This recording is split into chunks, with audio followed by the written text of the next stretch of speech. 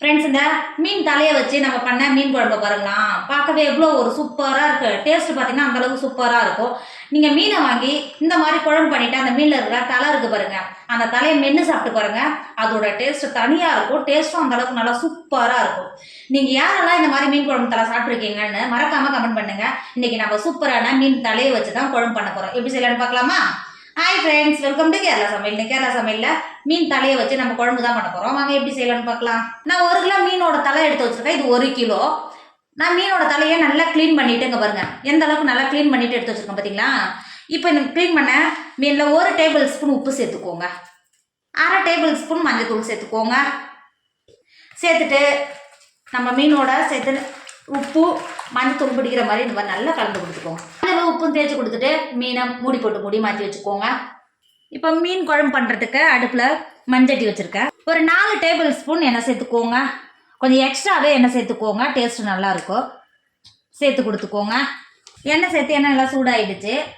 1/2 table spoon வெந்தயம் சேர்த்துக்கோங்க. 1 table spoon பெருஞ்சீரகம் சேர்த்துக்கோங்க. 1/2 டேபிள் ஸ்பூன் கடுகு சேர்த்துக்கோங்க. கடுகு பெருஞ்சீரகம் வெந்தயம் சேர்த்து நல்லா பொரிஞ்சு வந்துருச்சு. 10 பல்லு பூண்டு, 2 துண்டு இஞ்சி அம்மியில் போட்டு ஒன்றும் பாதியமாக இடித்து வச்சுருக்கேன். இப்போ சேர்த்து கொடுத்துக்கோங்க. சேர்த்து கொடுத்துட்டு பூண்டு இஞ்சியும் ஒரு 5 நிமிஷத்துக்கு எண்ணெயிலே நல்லா வதக்கிக்கோங்க. இப்போ பாருங்கள், பூண்டு இஞ்சியும் சேர்த்து ஒரு 5 நிமிஷம் நல்லா வதங்கி வந்திருக்கு.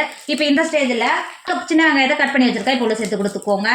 சின்ன வெங்காயம் சேர்த்து மீன் குழம்பு பண்ணும்போது அதோட டேஸ்ட் நல்லா சூப்பராக இருக்கும். சேர்த்து கொடுத்துட்டு அது கூடவே ஒரு பெரிய சைஸ் வெங்காயத்தை பொடியாக கட் பண்ணி வச்சுருக்கேன். இப்போ சேர்த்து கொடுத்துக்கோங்க. வெங்காயம் வதங்கிறதுக்கு 1 டேபிள் ஸ்பூன் உப்பு சேர்த்துக்கோங்க. உப்பு சேர்த்து வதங்கும்போது வெங்காயம் சட்டுன்னு வதங்கி வந்துடும். சேர்த்துட்டு வெங்காயத்தை நல்லா சாஃப்டாக கண்ணாடி பதம் வர வரைக்கும் வதக்கிக்கோங்க. இப்போ பாருங்கள், வெங்காயம் நல்லா வதங்கி நல்லா சாஃப்டாக இருக்குது பார்த்தீங்களா. இந்த அளவுக்கு வதங்கினாவே போதும். இப்போ நம்ம மசாலாலாம் சேர்த்துக்கலாம். 2 டேபிள் ஸ்பூன் காஷ்மீர் மிளகாத்தூள் சேர்த்துக்கோங்க. 3 டேபிள் ஸ்பூன் மல்லித்தூள் சேர்த்துக்கோங்க. 1 டேபிள் ஸ்பூன் ஒன்றும் பாதியமாக மிளகு தட்டி வச்சுருக்கேன். இப்போ சேர்த்து கொடுத்துக்கோங்க. 1/4 டேபிள் ஸ்பூன் மஞ்சள் தூள் சேர்த்துக்கோங்க. சேர்த்துட்டு ஒரு டைம் நம்ம சேர்த்த வெங்காயம் எண்ணெயிலேயே கிண்டி கொடுத்துக்கோங்க. இப்போ பாருங்கள், நம்ம சேர்த்த எண்ணெயிலேயே நம்ம சேர்த்த மசாலாவோட பச்சை வடலாம் போய் நல்லா வதங்கி வந்திருக்கு. இப்போ இந்த ஸ்டேஜில் பழுத்த 2 பெரிய சைஸ் தக்காளியை பொடியாக கட் பண்ணி வச்சுருக்கேன். இப்போ சேர்த்து கொடுத்துக்கோங்க. சேர்த்துட்டு தக்காளியும் சேர்ந்து நல்லா கிண்டி கொடுத்துக்கோங்க. தக்காளியும் சேர்த்து வதக்கும் போது நம்ம மசாலாவோட இன்னும் நல்லா பச்சை வடை போய் தக்காளி நல்லா சாஃப்டாக வதங்கி வரும். தண்ணி எதுவும் சேர்க்கணும்னு அவசியம் கிடையாது. தக்காளியை இடையில திறந்து கிண்டி கொடுத்துக்கோங்க. மூடி போட்டு மூடி சாஃப்டாக வேக விடுங்க. இப்போ பாருங்கள், தக்காளி எந்த அளவுக்கு நல்லா குழஞ்சி வெந்து வந்திருக்கு பார்த்தீங்களா. தக்காளி ஒரு 10 நிமிஷம் வெந்த உடனே நீங்கள் கரண்டியில் இது மாதிரி மசிச்சு வச்சிங்கன்னா நல்லா கிரேவி பதத்துக்குங்க. பாருங்கள், தக்காளி நல்லா உடஞ்சி வரும், உடஞ்சி வெந்து வரும். இங்கே பாருங்கள் எந்த அளவுக்கு நல்லா வெந்து வந்திருக்கு பார்த்தீங்களா. நம்ம தண்ணி எதுவும் சேர்க்கலாம், ஆனால் எந்த அளவுக்கு நல்லா வெந்து வந்திருக்கு பாருங்கள். இப்போ இந்த ஸ்டேஜில் நான் முழு நெல்லிக்காய் சைஸு புளியை ஒரு 10 நிமிஷத்துக்கு முன்னாடியே தண்ணியில் ஊற வச்சு கரைச்சி புளி தண்ணி வடிகட்டி எடுத்து வச்சுருக்கேன். புளி தண்ணியை உள்ளே சேர்த்துக்கோங்க. புளி தண்ணி சேர்த்து கொடுத்துட்டு அது கூடவே உங்களுக்கு குழம்புக்கு எந்த அளவுக்கு தண்ணி தேவையோ சேர்த்து கொடுத்துக்கோங்க. நான் புளியை கரைச்சணும் பார்த்தீங்கன்னா, திரும்பவும் அதிலே கரைச்சிட்டு தண்ணி எடுத்து வச்சுருக்கேன். இப்போ உள்ள சேர்த்து கொடுத்துக்கோங்க. புளி தண்ணி சேர்த்து கொடுத்துட்டு ஒரு டைம் நல்லா கிண்டி கொடுத்துக்கோங்க. சைடில் இருக்கிற மசாலாலாம் குழம்போடு இறக்கி சேர்த்துக்கோங்க.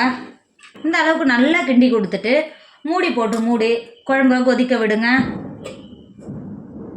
இப்போ பாருங்கள், குழம்பு எந்த அளவுக்கு நல்லா கொதிச்சு எண்ணெய் பிரிஞ்சு வந்துருக்கு பார்த்தீங்களா. இங்கே பாருங்கள், இப்போ ஒரு டைம் நல்லா கிண்டி கொடுத்துக்கோங்க.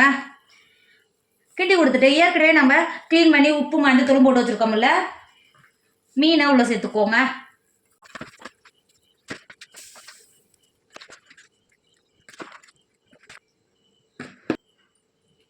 மீனை உள்ளே சேர்த்துட்டு மீன் தலையெல்லாம் இந்த குழம்புல உள்ளே முங்கி இருக்கிற மாதிரி இந்த மாதிரி கரண்டியை வச்சு அழுத்தி கொடுத்துக்கோங்க.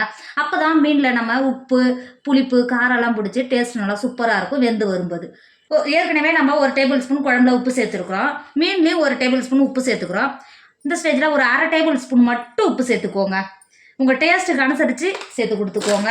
உப்பு சேர்த்துட்டு கரண்டியை வச்சு கிண்டாமல் இந்த மாதிரி மீனை இது மாதிரி 2 பக்கமும் இந்த மாதிரி அலக்கி கொடுத்தீங்கன்னாவே போதும். இந்த மாதிரி மூடி போட்டு மூடி ஒரு 10 நிமிஷத்துக்கு மீனை வேக விடுங்க. இப்போ பாருங்கள், மீன் எந்த அளவுக்கு நல்லா வெந்து குழம்பு எந்த அளவுக்கு நல்லா கெட்டியாக கொதிச்சு வந்திருக்கு பார்த்தீங்களா. அங்கே பாருங்கள், மீன் எந்த அளவுக்கு நல்லா வெந்து வந்திருக்கு பாருங்கள். இப்போ இந்த ஸ்டேஜில் லாஸ்ட்டாக 1/4 கப்பு தேங்காய் பால், நல்லா கெட்டியான தேங்காய் பால் உள்ள சேர்த்துக்கோங்க. இதோட டேஸ்ட் அந்த அளவுக்கு நல்லா சூப்பராக இருக்கும். சேர்த்து கொடுத்துக்கோங்க.